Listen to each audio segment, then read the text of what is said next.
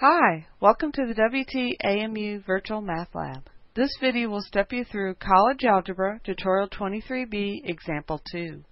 In this example, we want to solve the rational inequality 5x plus 1 all over x is less than 1 using the test point method, write our answer in interval notation, and graph the solution set. In step 1, we want to write the rational inequality in standard form. This means we want to set the rational expression either greater than or less than 0. The reason we are doing this is 0 is our magic number. It is the only number that separates the negatives from the positives. If an expression is greater than 0, then there's no doubt that its sign is positive. Likewise, if it's less than 0, its sign is negative. We cannot say this about any other number. Since we are working with inequalities, this idea will come in handy. With this technique, we will be looking at the sign of a number to determine if it is a solution or not. It looks like we need to move that 1 over. We can do this by subtracting 1 from both sides. When we do this, we get 5x plus 1 all over x minus 1 is less than 1 minus 1. Rewriting the 1 as x over x, we get 5x plus 1 over x minus x over x is less than 0, which gives us 5x plus 1 minus x all over x is less than 0, which simplifies to be 4x plus 1 all over x is less than 0. In step 2, we want to factor the numerator and denominator and find the values of our variable that make these factors equal to 0 to find the boundary points. The boundary points will mark off where the rational expression is equal to 0 or undefined, which is where the denominator is 0. This is like the crossover point since 0 is neither positive nor negative. Neither the numerator nor the denominator can factor, so let's go ahead and set the factors we have in each of them equal to 0. Setting the numerator equal to 0, we get 4x plus 1 equals 0.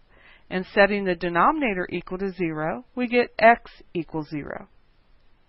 Solving that first equation, doing the inverse operation of subtracting 1, we get 4x plus 1 minus 1 equals 0 minus 1, which gives us 4x equal a negative 1. Dividing by that 4 on both sides, we end up with x equals negative 1/4. So it looks like we have two boundary points, negative 1/4 and 0. In step 3, we want to use the boundary points from step 2 to mark off test intervals on the number line.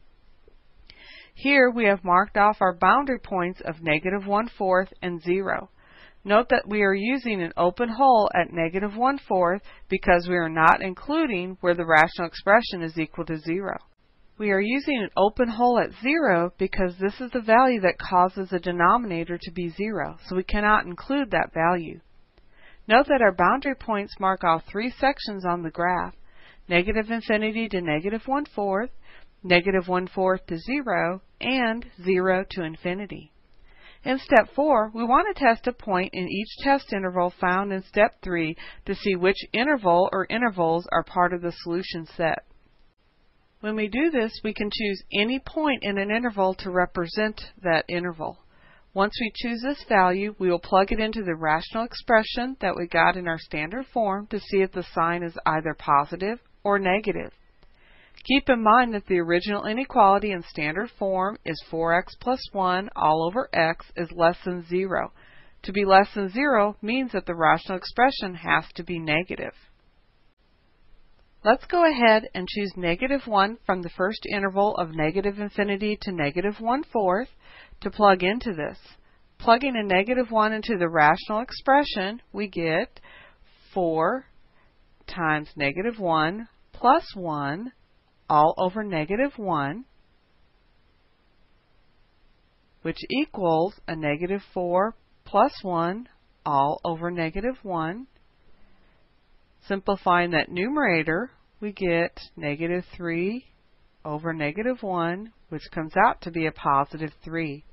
Since we got a positive number and we are looking for it to be negative, this interval is not part of the solution. Let's go ahead and choose negative 1/5 from the second interval of negative 1/4 to 0 to plug into this. Plugging a negative 1/5 into that rational expression, we get 4 times the negative 1/5 plus 1 all over negative 1/5. This will equal a negative 4/5 plus 1 all over negative 1/5. This will equal, and adding the two numbers in the numerator, we get 1/5 all over negative 1/5. This will simplify to be a negative 1. Since we got a negative number and we're looking for it to be negative, this interval is part of the solution. Let's go ahead and choose 1 from the third interval of 0 to infinity to plug into this. Plugging a 1 into the rational expression, we get 4 times 1 plus 1 all over 1 equals 4 plus 1 all over 1, which equals, and adding the 4 plus 1, we end up with 5 in the numerator over 1, which simplifies to be 5. Since we got a positive number and we are looking for it to be negative, this interval is not part of the solution.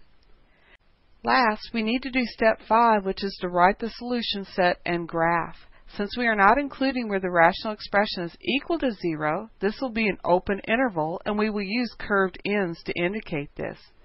So our final answer for the interval notation is the open interval of negative 1/4 to 0.